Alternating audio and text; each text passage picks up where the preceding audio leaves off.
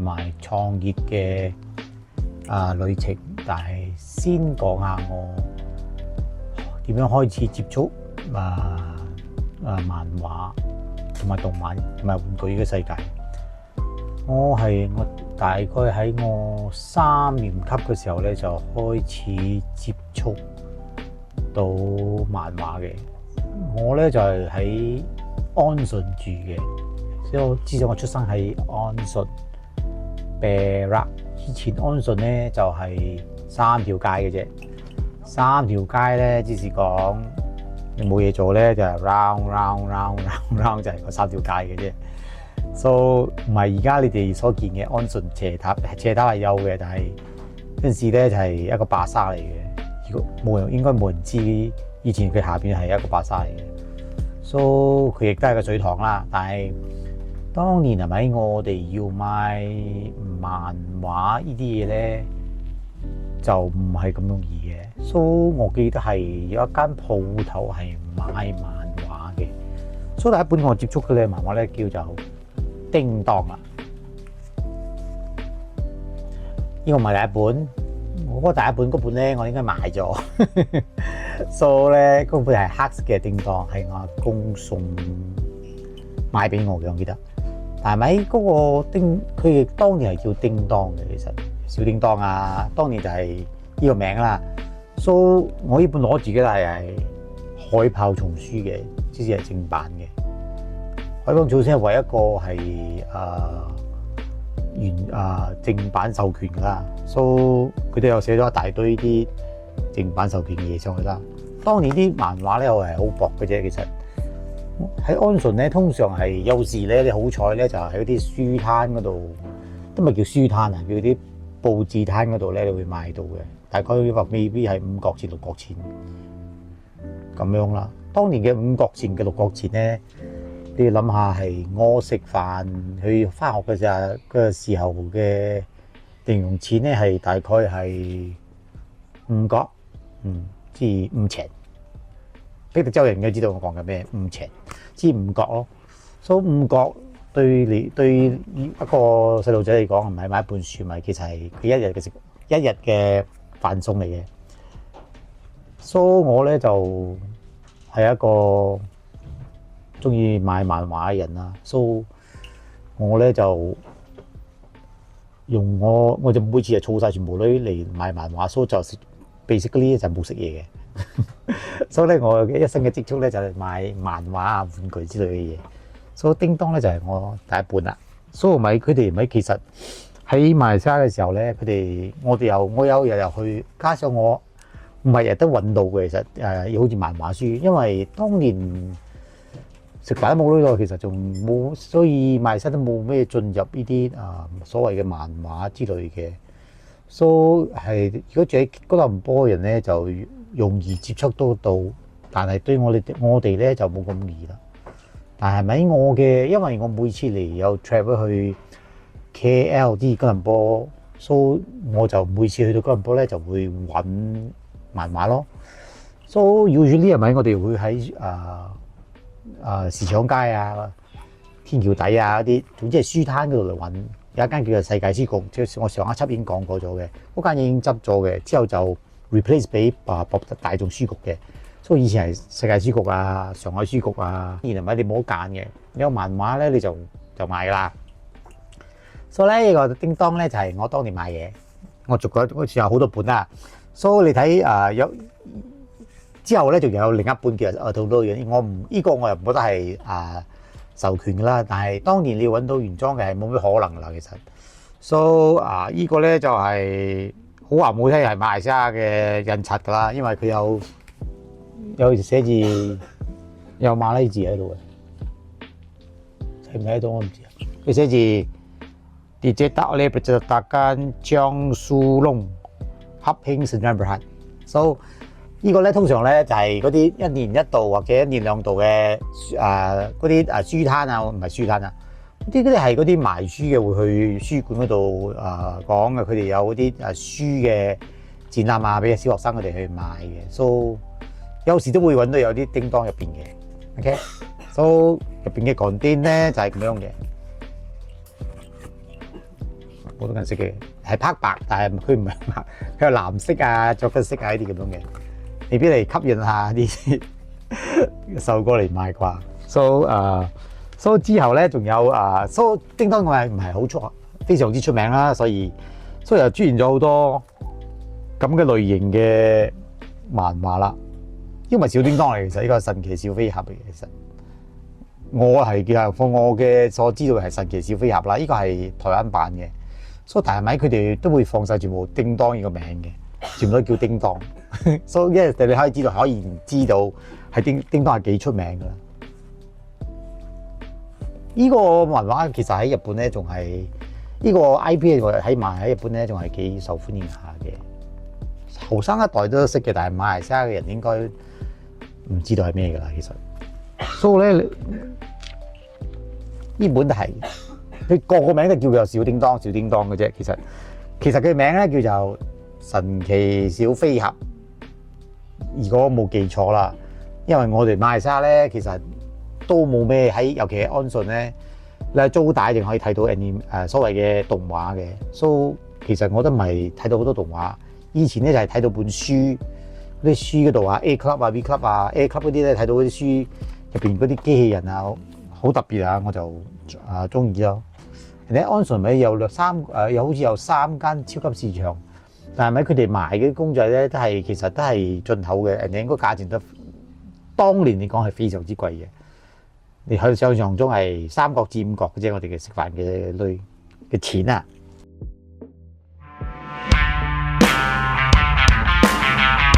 終於日本漫畫多啲，so 香港漫畫咧，其實喺馬來西亞嘅時候咧，好盛行下嘅。可以講係好多馬來西亞都中意睇嘅。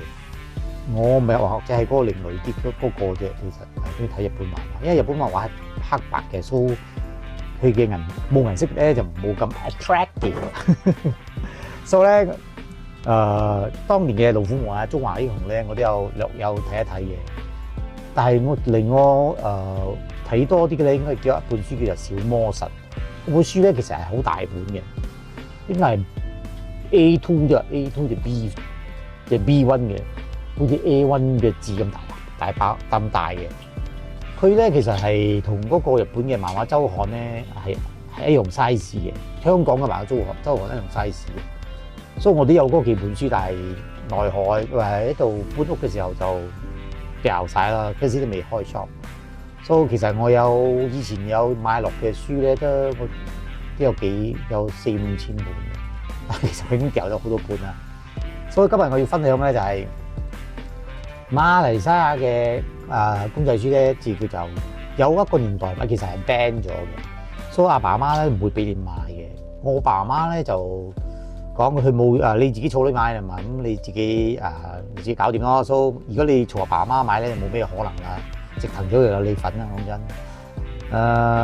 講真，之後咧我就開始大量睇漫畫，買漫畫嘅。之後有錢嘅時候，開始有儲到啲小女咧嘅錢咧，我就開始買 Zoid 啦。其實我嘅第一個玩具咧係叫 Zoid，叫索斯手，1983年。嗰就係我第一隻買嘅索斯手。呢個嘢我遲啲會同你講咩叫索斯手啊。而家今年大家 Tommy 都有reissue 同埋重出佢嘅嘢，但係呢個嘢已經1983年嘅時候咧，其實係冇動畫嘅。所以我要講嘅係動畫咧，對喺我年代嚟講係一個好罕有嘅嘢。其實我喺安順嘅係極之罕有啦，因為你租大嘛，用細。所以通常嗰啲大鐵人啲嘢，我都係喺嗰啲漫畫中或者雜誌中嗰度睇到，人哋鍾情於佢哋之後咗大咗之後淨買嘅。你問我有冇真係睇晒咧？嗰啲動畫咧，其實我就冇睇晒啦。通常都係睇嗰份雜誌嘅啫。所以當年好出名嘅雜誌有 A Club 啦，A Club 我有，但係我都要炒出嚟啦。其實而家掉咗好多啦，其實。就係咁樣咯。人哋當年我哋嘅玩具咧嘅範圍咧仲有好多。我哋如果你問我第一樣玩嘅玩具咧，應該係叫做打字。打字應該冇人識係咩嘅啦，係一排英雄嘅嗰啲成日公仔或者 robot 嘅公仔，所以咧搣出嚟嘅就咁打天地咁樣，你就如果你係天加地嘅話，你就攞咗女朋友嗰隻咯，係咁樣搞噶啦，我都唔記得係點樣搞咗。另一個 game 咧就係嗰個你攞一個公仔放喺地下度，掉喺地下，之後你 friend 又有另一隻唔係由佢嘅自己嘅公仔。如果你嘅公仔係咪喺從遠方掟到佢嘅公仔咧，嗰隻公仔屬於你嘅。所以唔知我依一代就冇搞呢啲嘢噶啦。當年咧我哋有搞啦，我唔清楚 KL 有冇搞，但係我只知道我嗰代咧我有搞啦，唔一定全部有人搞呢啲嘢啦。但係就係掉公仔落去地下，你掉一隻公仔落地下，你個 friend 嘅公仔，之後你另外一隻攞你自己嘅公仔嚟掟嗰隻公仔。如果你目擊中咗嗰隻公仔咧，你就可以贏咗佢嘅公仔嘅，以此類推啦咁樣嘅。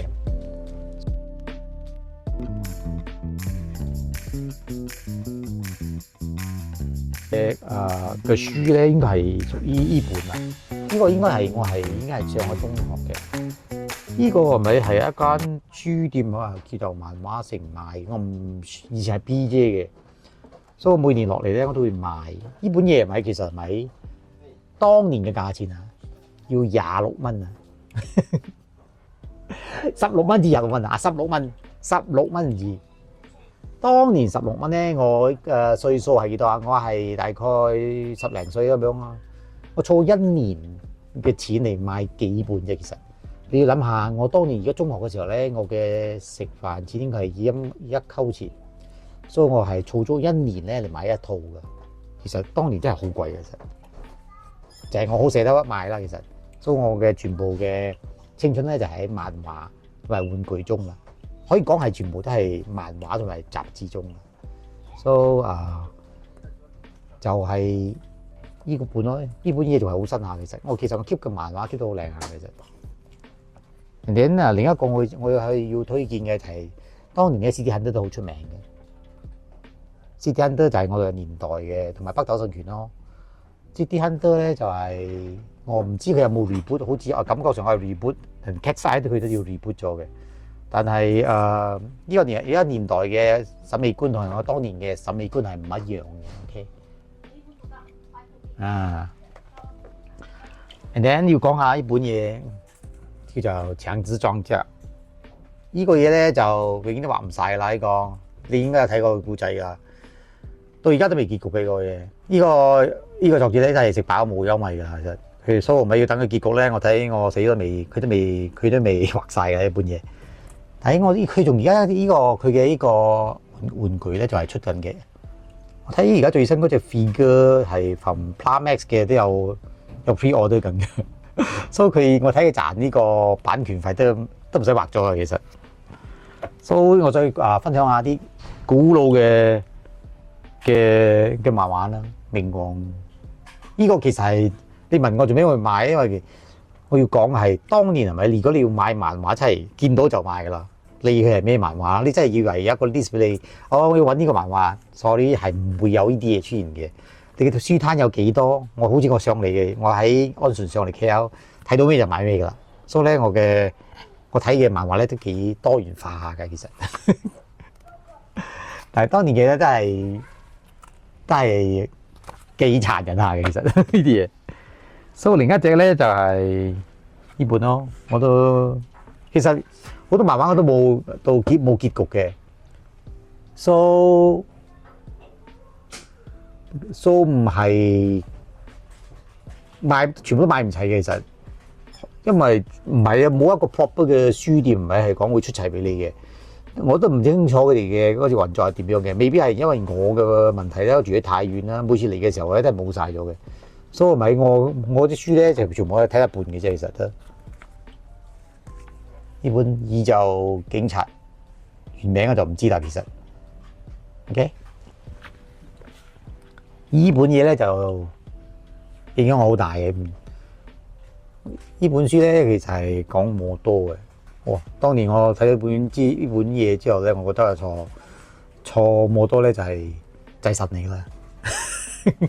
所以唔係漫畫係真係影響我成一生嘅人嘅。好多嘢嘅，包括我嘅新工作，我嘅工作啦。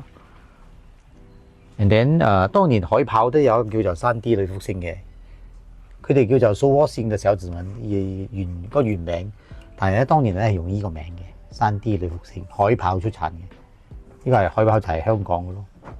所以佢哋每次呢本啲書咧，佢都有一啲廣告喺度嘅。有興趣嘅話，我就遲啲就慢慢 share 俾你哋睇。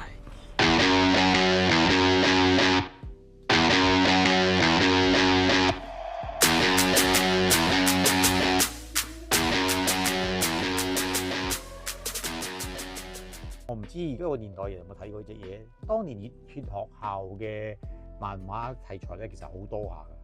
所以我其實我當年都好中意日本嘅熱血學校嘅漫畫。所以我由細到大都係聽日文歌大嘅。其實嗰唐人歌話廣府歌同埋廣東歌同埋日本歌係有日本歌優先嘅。所以如果嚟過我 shop 嘅話，你會見到好多日本嘅舊嘅書籍啊，嗰啲其實係我當年我由3年級儲起嘅嘢。Of course 我全部都有賣嘅。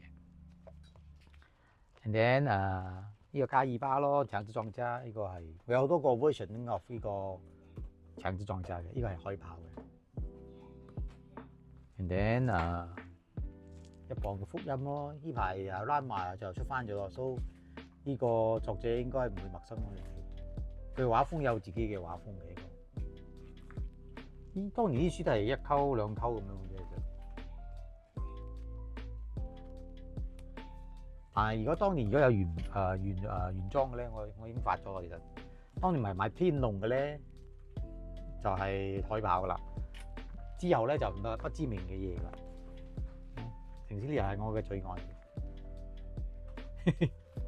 當年城市獵人叫孟波。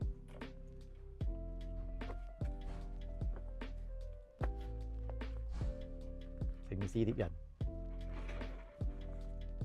Cat's Eyes 呢個最新嘅舊年嘅有翻唱佢嘅歌，我唔知佢有冇出新㗎啦，因為我係睇 Netflix 話，所以我都唔清楚佢哋係有出無線。但係我知道阿多有唱過啦，呢個有翻唱佢嘅呢首歌。阿多係而家嘅最紅嘅黑影嘅歌星。OK， 呢個係一個好熱血嘅一個漫畫嚟，其實。我好細嘅時候睇呢個，我唔知幾多年咗其實。等我睇，佢由6角錢升到1溝錢嘅，所以呢個我嘅係海豹叢書嘅。所以佢哋嘅海豹叢書永遠唔喺後邊都有一個打廣告嘅 A Club。我唔清楚你哋有冇睇過 A Club 啦。其實A Club 係佢嘅名應該 from 嗰個 B Club 嘅，其實 B Club 係日本嘅 ，A Club 咧就係香港嘅。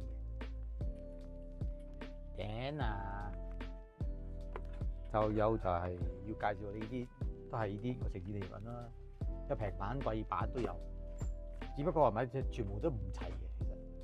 所以好多人問我做咩唔齊咧，其實就係我講，如果你哋揾到齊嘅咧，就係你嘅福分咯。其實我哋嗰年代咧就係一定係唔會揾到噶啦。所以咩都要靠揾去骨去尋寶之類嘅嘢咯。